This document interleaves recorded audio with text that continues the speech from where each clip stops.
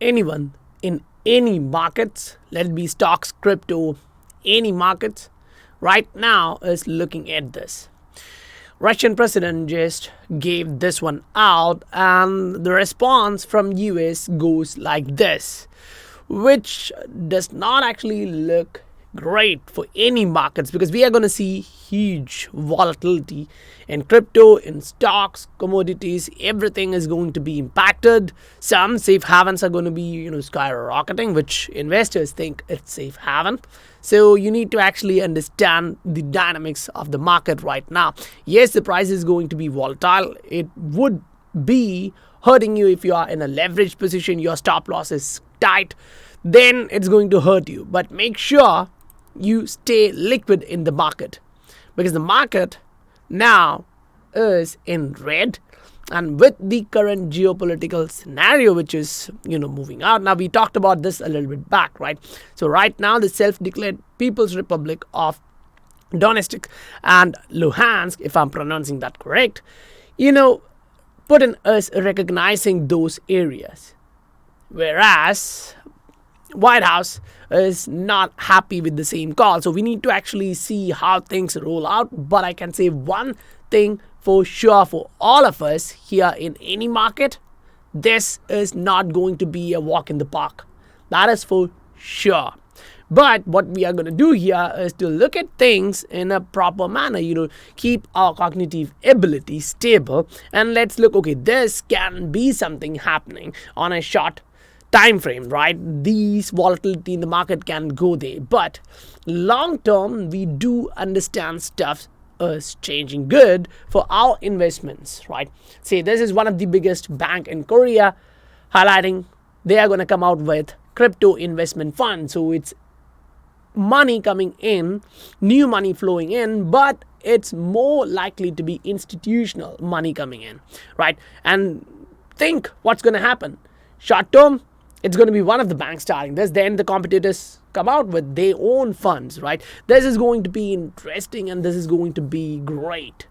But medium to long term, right? If you don't have that time, you are going to be in this area where your emotions are going to make decisions for you, and it may not end well if you don't take proper decisions, because this can have dire consequences for your portfolio. Now let's actually go through the individual assets, price. There are a lot of different dynamics which are playing out, which gives us a clear perspective of what we can look as a support. And if we break that area in this volatility, what we are going to look forward to, because you need to actually understand if this dynamics is playing out and your key support is being taken down, that may not be the great scenario to look at for any asset for that matter, right? So right now, looking at the BTC dominance, we have faked out a lot of time, right? So we need to actually wait and see what goes here. But right now, when the market is getting hit, Bitcoin dominance is slowly breaking to the upside. So let's actually break it down into what it means for alts and what type of fluctuations we are able to observe that here in Bitcoin and different altcoins.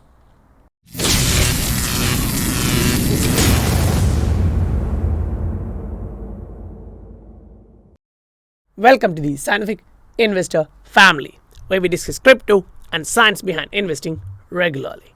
Now, looking at the market, we can understand we had a trend line which was rising, but we just happened to break that to the downside and reach a support zone which was holding at that moment. But right now, as I'm recording, that is not the case. We are breaking that one too. So the next one we are eyeing should be this trend line. We happen to be respecting that trend line as a resistance as far as now, so it should be acting as a support.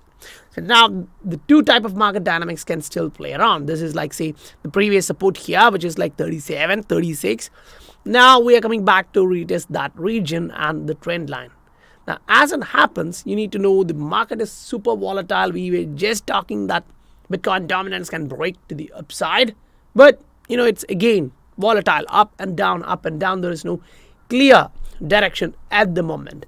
But you need to understand, say, if you are talking about XRP, this is something clear which we can easily observe, right?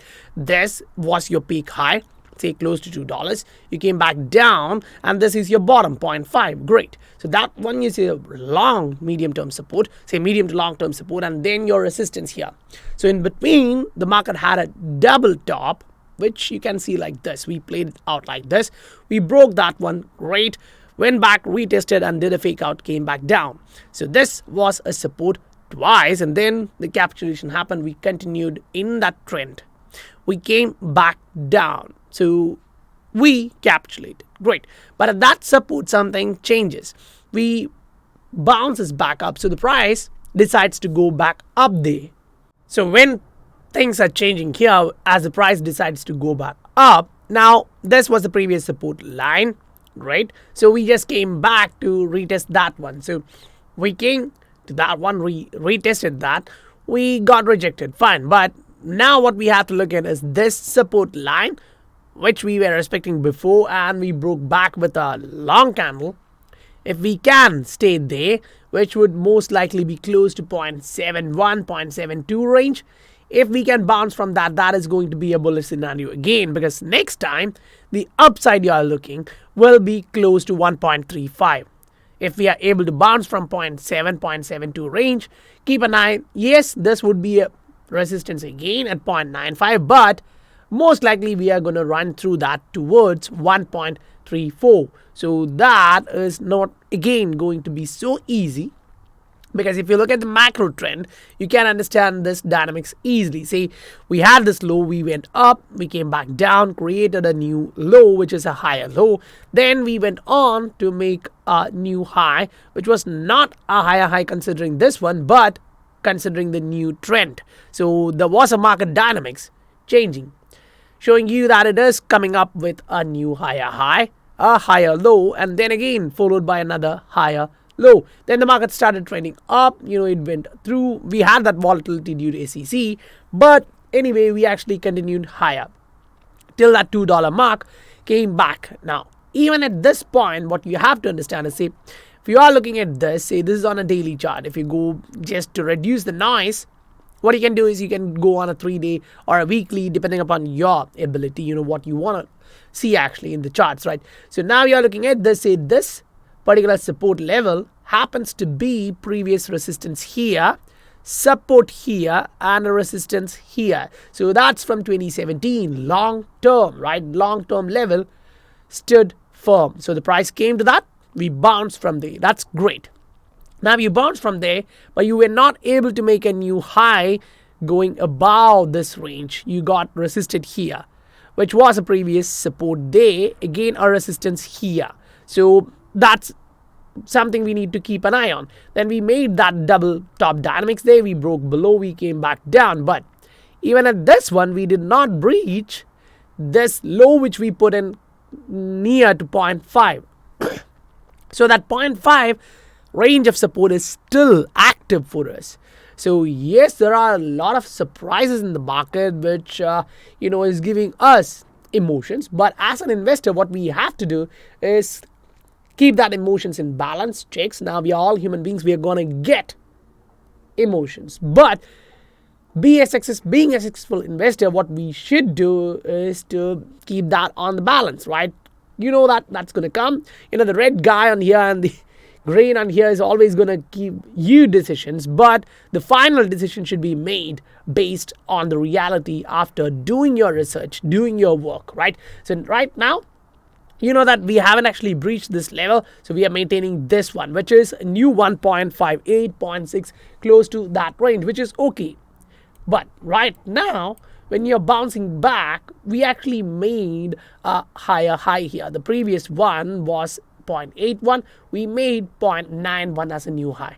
So if we manage to get a higher low, which I think is kind of easy, because this previous resistance is going to be more likely acting as a support around 0.7, 0.72 range. And if we are able to bounce through that, now we need to hold 0.7, 0.68 range and then bounce, right?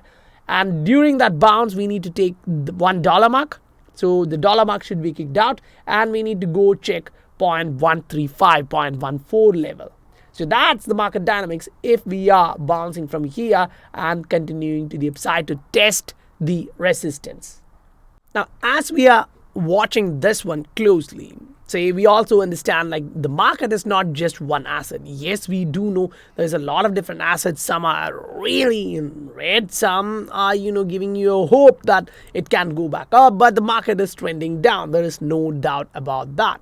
So when you get crashes, short volatility, you need to look at different assets as whether it's an opportunity based on the protocol, the fundamentals, and the market cycle itself, right? If it had already given you three-wave structure, that's going to be a hard call.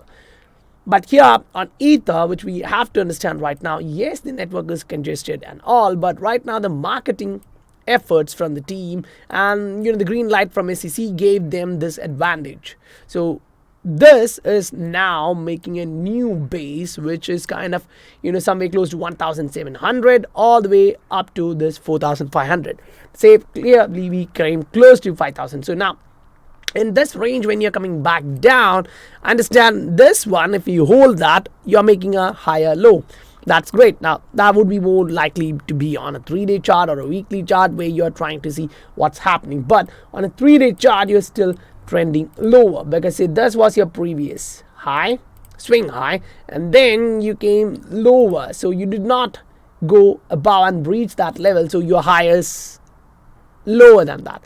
Now if you go below this, it's completely trending down, and it's actually negative for those who are looking to buy the bottom, because it's always hard to get the bottom. And if we draw a trend line here, we always know that we are getting rejected from the trend line. So in that sense, if you are looking for this, you are like, okay, this is not looking that great for Ether. So those who are saying, jump onto this bandwagon, you're going to make a ton of money. Long term, if you have that time, you may still be able to do that. But understand, this kind of dump in the market usually is followed by this kind of wave too. So if you are there and you can digest these kind of volatility, you may be able to actually capitalize on this one. But if you are in the general altcoin market where your liquidity is super low, you are super risky, then you need to actually double confirm that you are in that right position, because right now what we are observing is this wave structure, and when altcoin is going to give you this, that's going to be big one. But the last month we actually had, now whether this is a glitch or not, I'm actually getting huge volume red on this chart. So if you keep that in mind, that is showing there is a huge negative pressure there. But what we need to see is that tapering down and followed by a small one, meaning sellers are slowly backing out, and then you need to observe the pattern where the buyers are increasing. So right now what we need to observe, now this is a monthly, so it's really hard to actually look at that one. But if you go on to a daily and look, now this is really volatile, so you're not able to look at it. But what we can easily do is say we go on to Ether, which can be one of the easiest part for us to do. Now you look at the volume. Say here the volume is actually slowly reducing. It's not actually increasing. So the market activity to the downside is reducing, if you follow this one correctly. Because if you look at the previous one, as the market activity was reducing, then the next time as the volume came up, you can see the volume profile increasing on buyers side and the market went up, right? So that's what we actually need here. So for any asset, say let's go into XRP and go on to a time frame where we can look at the volume in the market. So right now, when we are observing the market, you can actually understand, okay, we had this increase in volume, more people came in with more money, and we did that, we pushed higher. We had a slowdown here, the buyers slowed down, and we are observing sellers coming back in a little by little, not huge, not heavy, but they're coming back into the market. So what we want here, say on a shorter time frame, you can go on to 12-hour or a 4-hour. What we really want to observe here is reduction in volume in the selling side. So the sellers are getting exhausted in that case, and then an increase in the buyers. So as you got here, if you're getting that one, we are going towards 1.35 as we just talked. Now guys, if you want great updates for a lot of different assets in this asset class, and if you're there in these assets, you may want to check out the Patreon. The link is given in the description below, where we go through a ton of charts on a regular basis, so you are updated about all assets in your portfolio and you know where it's actually heading. Because in this market we have a ton of assets, right? And if you are in there to make money, you may need to know what it's going to do on a shorter time frame with the market volatility, because when this is going to unfold, if it's worse, you may really want to know what is going to be the possible outcomes in many of these assets. So guys, if you received value for your time, please hit that like and subscribe button if you haven't done that already, because that supports the channel a lot. So I'll meet you on the next video. Bye for now.